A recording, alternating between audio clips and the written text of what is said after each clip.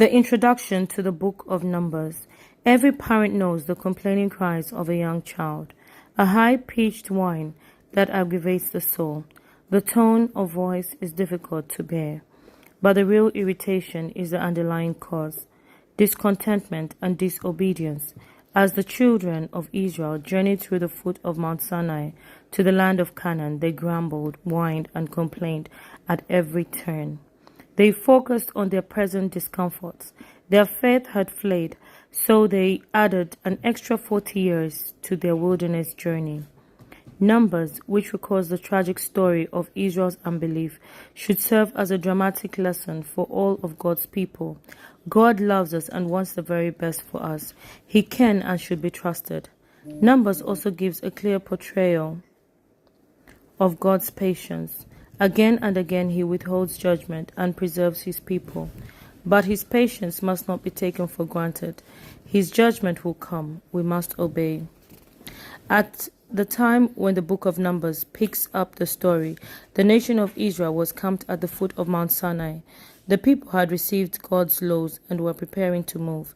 A census was taken to determine the number of men fit for military service. Next, the people were set apart for God. God was making the people spiritually and physically ready to receive their inheritance. But the complaining began. First, the people complained about the food. Next, it was about Moses' authority. God punished some people but spared the nation because of Moses' prayers. The nation then arrived at Kadesh. The spies were sent into Canaan to assess its strength. 10 returned with fearful stories of giants. Only Caleb and Joshua encouraged the nation to go up and take possession of the land. The minority report fell on deaf ears, full of ominous message of the majority. Because of their unbelief, God declared that the present generation would not live to see the promised land. Thus the wanderings began. These wilderness wanderings featured a continuous pattern of grumbling, defiance, discipline, and death. How much better to have trusted God and entered his land. Now the terrible waiting began. Waiting for the old generation to die off and waiting to see if the new generation could faithfully obey God. Numbers ends as it begins with preparation. This new generation of Israelites was numbered and sanctified. After defeating numerous armies, they settled on the east side of the Jordan River.